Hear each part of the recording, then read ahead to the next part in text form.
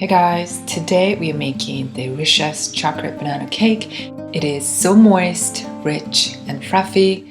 I'm going to finish it up with silky ganache frosting on top to complement this cake. So let's get started. First, preheat your oven.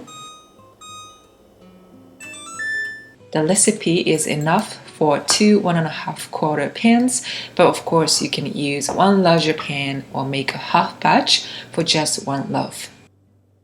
As a prep, apply thin layer of butter so that the cake comes off easily later. So let's start from dried ingredients. Add sugar, salt, all-purpose flour, cocoa powder, baking powder, and baking soda, and sift them all together.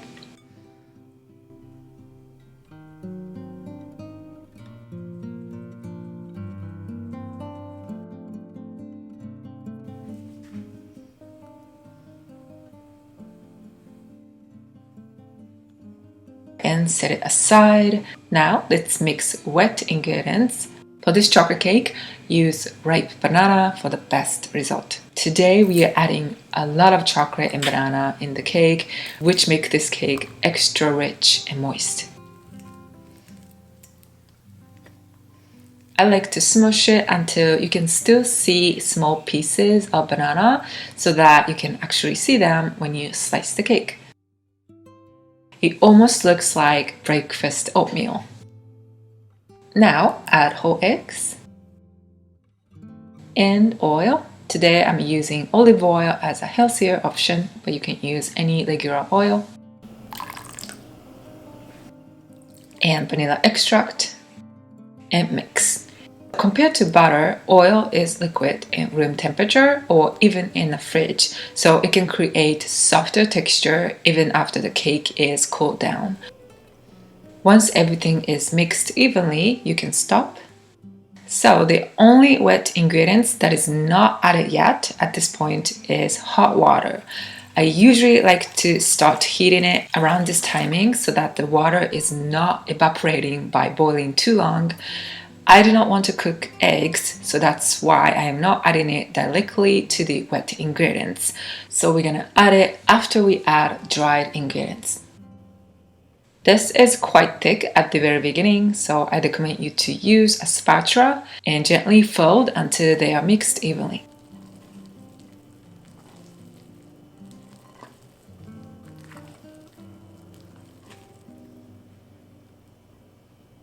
Now the water just started simmering. That's good. Immediately add about 1/3 and mix.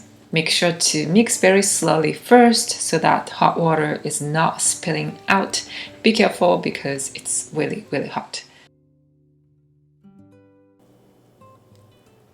Once it's roughly mixed, add the rest of water, or you can divide into 2 more times if you like. And again, mix slowly at the very beginning and continue mixing until everything looks nice and even. And that's it. It's so simple to make. So the reason why I like to add hot water instead of cold water is there are a couple reasons, such as activating baking powder and baking soda faster, or it helps to bloom cocoa powder to bring out more flavor. I tried with both cold water and hot water, and with hot water, I felt the cake is slightly more bouncy, slightly fluffier, and cooks a little bit more evenly. Let's bake at 365 Fahrenheit for about 40 minutes until the center is bouncy and not wet. If you are not sure, insert a toothpick and see if it comes off clean.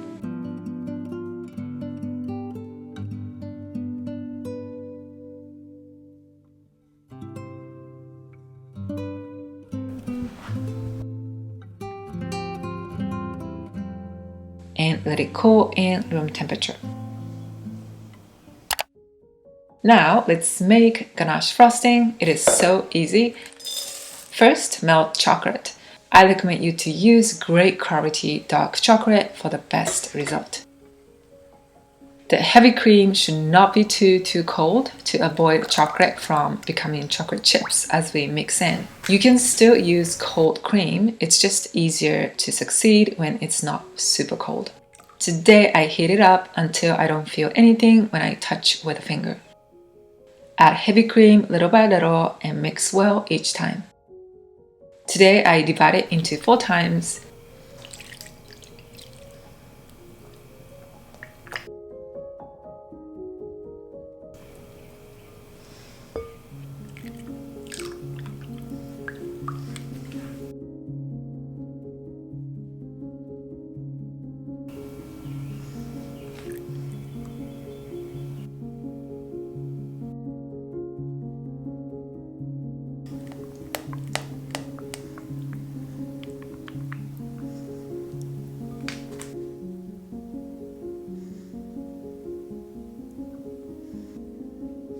If it's not thick enough to decorate on top of a cake, you can either leave it in a room temperature for some time or chill in the fridge for a couple minutes or less and check the consistency.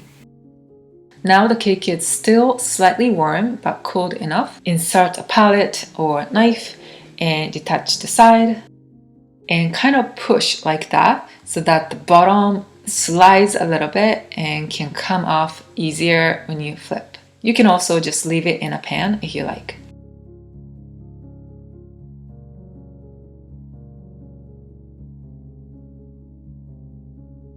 The ganache is now thickened nicely. Let's frost and finish up the cake. So ganache gets hardened completely when it's chilled all the way, just like buttercream. So I recommend you to frost right before you eat if you want the soft texture. I love to eat this cake with sprinkles of toasted walnut. I love the combination of the crunchiness and smooth, silky ganache and moist cake all together. You can also enjoy it with berries, whipped cream, chocolate chips, or whatever you like to add.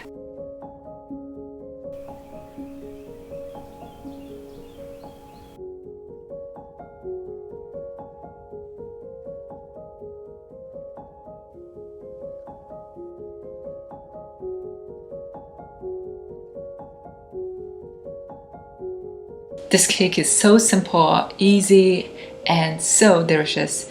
Try it on your spare time and tell me how you enjoyed it at home or for your special event.